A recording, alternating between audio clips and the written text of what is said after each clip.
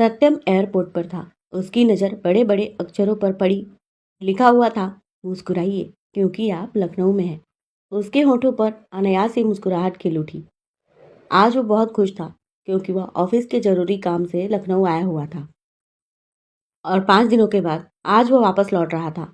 आते हुए उसका मन थोड़ा भारी था क्योंकि वह पहली बार अपने परिवार से दूर अनजान शहर में आया था। वापस लौटते हुए उसने गुड्डू के लिए खिलौने और कपड़े लिए थे। पत्नी रैना के लिए उसने सुंदर सा हल्के गुलाबी रंग का चिकन की कुर्ती और मैचिंग चूड़ियाँ ले ली थी। बाबूजी के लिए भी उसने कुर्ता पाजामा खरीद लिया था। अपने लिए तो उसने कुछ खरीदा ही नहीं था। वह तो दूसरों की खुशियों का सामान जुटाकर ही बहुत खुश था। बस महीने भर के बाद ही उसका प्रमोशन होने वाला था और उसने सोच लिया था कि इस बार गर्मी की छुट्टियों में वह बाबूजी को एक बार हरिद्वार घुमाने के लिए जरूर ले जाएगा। आखिर सालों से वह कहीं बाहर नहीं गए थे। प्लेन में बैठे बैठे उसे याद आने लगा कि आज मैं जीवन में पहली बार प्लेन में बैठा हूँ। कभी बाबूजी सपना देखा करते थे कि बेटा पढ़ लिख कर तू बड़ा हो जाना, तब मुझे प्लेन में घुमाने के लिए ले जाना। अब बाबूजी का वह सपना साकार करने का समय आ चुका था। हालांकि माँ तो बहुत पहले ही उन सबका साथ छोड़कर जा चुकी थी, लेकिन अब वह अपने बाबूजी को जीवन की हर खुशी देना चाहता था। हालांकि वक्त के साथ अब उन्हें बहुत कम सुनाई देता था। नज़र भी उनकी काफ़ी धुंधला गई थी। चश्मा लगाने के बाद भी ठीक से दिखाई नहीं देता था और कान की मशीन लगे होने के बावजूद ठीक से सुनाई नहीं देता था। उसे भी कभी कभी हैरानी होती थी कि डॉक्टर जब चेकअप करता है तब तो सब कुछ ठीक निकलता है, फिर घर आने के बाद उन्हें ठीक से दिखाई और सुनाई क्यों नहीं देता। जब वह छोटा था तो बाबूजी दुलार से कहते थे कि एक बार मेरा बेटा बड़ा हो जाए, फिर मेरे घूमने फिरने के शौक को पूरा करेगा। अभी तो जीवन की भाग दौड़ में मुझे कहीं घूमने जाने का समय ही नहीं मिलता। लेकिन जब मेरा सत्यम बड़ा हो जाएगा, वह जॉब करने लगेगा, तो घर की जिम्मेदारी उठाएगा और अपने मम्मी पापा को घूमने के लिए भेजा करेगा।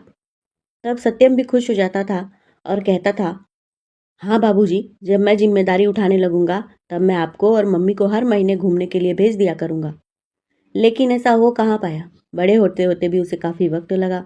जब वह जिम्मेदारियां उठाने के लायक हुआ तब तक मम्मी पापा बहुत बुजुर्ग हो गए थे। माँ तो काल के गाल में समा गई और बाबूजी अचानक से ही उम्र से बहुत ज़्यादा बुजुर्ग लगने लगे, मानो वो अब ज़्यादा जीना ही नहीं चाहते। सत्यम अपनी तरफ से उनका हर तरह से ध्यान रखने की कोशिश करता था। धीरे धीरे जिंदगी की गाड़ी पटरी पर भी आ रही थी, लेकिन फिर भी एक अधूरापन था जिसे वह भर नहीं पा रहा था। अब उसने सोच लिया था कि एक एक करके अपने बाबूजी के सारे सपनों को पूरा करेगा। वह उत्साहित होकर घर पहुंचा। उसने अपनी पत्नी को सारा सामान दिखाया। वह भी बहुत खुश हो गई। गुड्डू तो उसकी गोद से उतर ही नहीं रहा था। थोड़ी देर के बाद सत्यम बाबूजी के पास जाने के लिए बेचैन होने लगा। तब उसकी पत्नी रैना ने ऐसे ही लापरवाही से कह दिया कि वह तो दिन भर सोते रहते हैं, अभी भी अपने कमरे में सोए ही होंगे, तुम उन्हें सोने दो ना। लेकिन सत्यम को कहाँ चैन था। वह दबे पांव बाबूजी के कमरे में गया। बाबूजी पहले से भी काफी ज्यादा कमजोर दिखाई दे रहे थे। उसके आंखों में आंसू टपक पड़े। वह सोचने लगा कि बाबूजी के सपने पूरे करने के चक्कर में मैं दिन रात ऑफिस में लगा रहता हूँ। इस चक्कर में तो कितने कितने दिनों तक बाबूजी का चेहरा भी नहीं देख पाता। उसका गला भर आया। वो वहीं पर चेयर खींचकर बाबूजी के पास बैठ गया और गौर से उनके झुर्रियों भरे चेहरे को देखने लगा। वह सोचने लगा कि माँ के बिछोह में बाबूजी कितने कमजोर होते जा रहे हैं, जैसे इन्होंने ठीक से खाना पीना ही छोड़ दिया हो।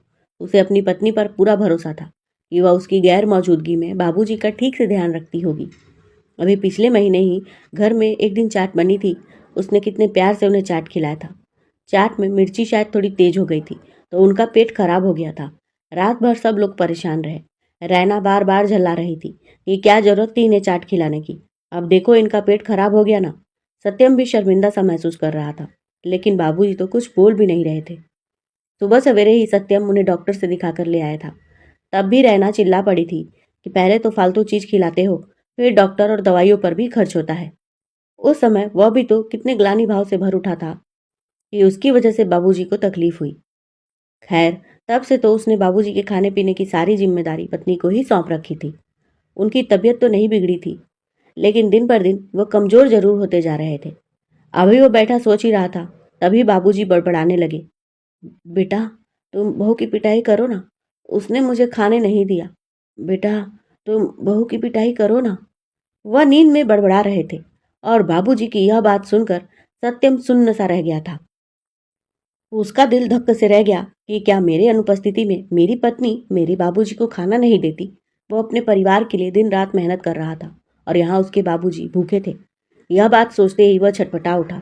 उसका मन कर रहा था कि अभी किचन में काम कर रही पत्नी को जाकर झकझोर कर पूछे कि आखिर वह उसके बाबूजी को खाना क्यों नहीं देती है। उसकी आंखों से आंसू टपकने लगे। वह सोचने लगा कि बचपन में मैं भी ऐसे ही किसी बच्चे की शिकायत लेकर आता था और बाबूजी से कहता था कि बाबूजी उस बच्चे की पिटाई करो ना, उसने मेरा खिलौना छीन लिया। कभी स्कूल से वो रोते हुए आता था और कहता था कि बाबूजी मिनी की पिटाई कर दो ना, आज उसने मेरा लंच खा लिया और उसने मुझे खाना नहीं खाने दिया। ठीक उसी तरह आज बाबूजी एक छोटे बच्चे की तरह नींद में बड़बड़ा रहे थे कि बहू की पिटाई करो ना। उसकी आंखों में जल भर आया। वह सोचने लगा कि बाबूजी को उठने दो, मैं उनसे बात करता हूँ। अभी वह बैठा हुआ ही था कि तभी उसकी पत्नी आकर बोली कि चलो चाय तैयार है। क्या आप यहाँ बैठे रहते हैं दिन भर? सत्यम सोच में डूब गया कि दिन भर? क्या सचमुच मेरे पास दिन भर बाबूजी के पास बैठे रहने की फुर्सत है?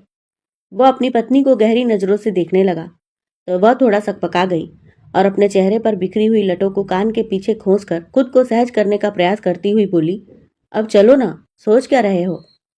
सत्यम यंत्रवत उठकर उसके पीछे चल पड़ा, लेकिन उसका मन बाबूजी के सिरहाने ही छूट गया था।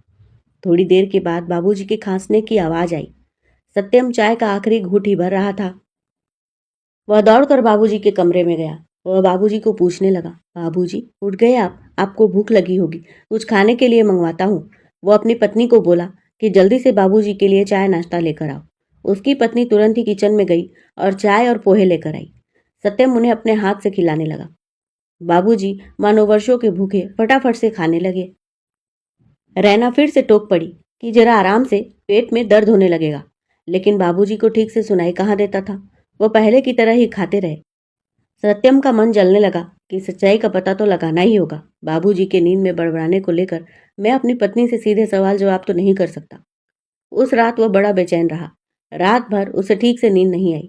अगली सुबह जब वह ऑफिस जाने के लिए तैयार हो रहा था तो आईने के सामने खड़े होकर टाई बांधते हुए उसके मन में बुरे बुरे ख्याल आ रहे थे कि मेरे ऑफिस जाने के बाद मेरी पत्नी पता नहीं बाबूजी के साथ कैसा व्यवहार करती होगी। सुबह सवेरे उसके बाबूजी को उठने में देर हो जाती थी तो नाश्ता भी वह उसके जाने के बाद ही करते थे। वह बाबूजी के कमरे में गया और उन्हें जगाते हुए बोला, बाबूजी उठिए, नाश्ता कर लीजिए। लेकिन वो गहरी नींद में थे। वो कहने लगे, बेटा मैं बाद में खा लूंगा, तू ऑफिस जाना। इतना कहकर वह करवट लेकर सो गए। रैना बोल पड़ी, मैं बाबूजी को खाना दे दूंगी, तुम चिंता क्यों करते हो? सत्यम के चेहरे पर परेशानी की लकीरें उभरने लगी।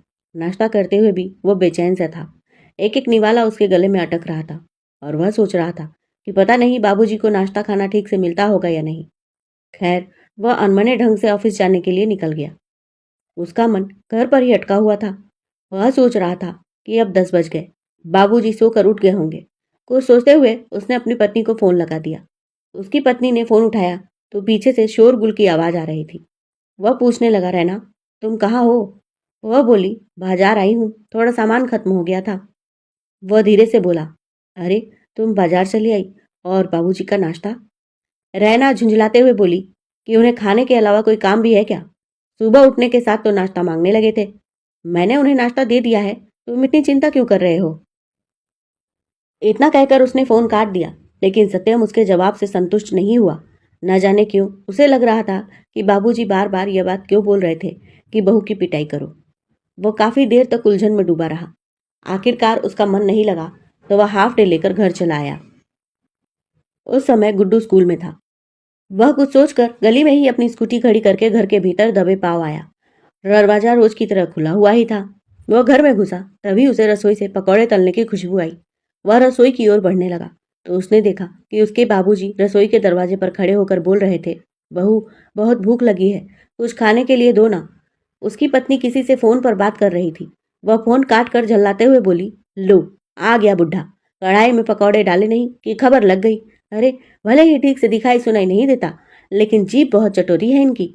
अभी पकौड़े खा लेंगे, फिर पेट पकड़कर रात भर रोते रहेंगे और सबको परेशान करेंगे। बाबूजी की आंखों में आंसू उतर आए। वह धीरे से कांपते हुए आवाज में बोले, नहीं करूंगा परेशान बहू।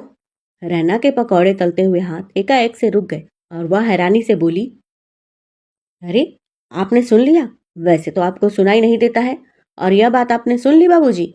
वो व्यंग से हंसते हुए बोले, बहू बुढ़ापे में बहुत सारी चीज़ों को देखकर भी अनदेखा करना पड़ता है और बहुत सारी चीज़ों को सुनकर भी अनसुना करना पड़ता है। अगर हर बात मैं सुनने लगा तो जी नहीं पाऊंगा ना। इतना बोलकर वह सर झुकाते हुए बोले, मुझे पकौड़े नहीं, सूखा भात ही दे दो, लेकिन कुछ तो खाने के लिए दे दो। सुबह भी तुमने मुझे नाश्ता नहीं दिया था, ऐसे ही बाजार चली गई थी। मुझे भूख लगी है और बस पेट भरने लायक कुछ दे दो। मुझे तुम्हारे पकवान नहीं चाहिए। अभी रहना कुछ और बोलती, इससे पहले ही सत्यम तेज कदमों से चलते हुए रसोई में पहुंच गया। पति को अचानक से देखकर रैना का सर्वांग कांप उठा। उधर बाबूजी ने भी सत्यम को देखा तो जल्दी से अपनी गीली आंखों को कुर्ते के छोर से पोंछने लगे। सत्यम ने उसे कुछ नहीं कहा।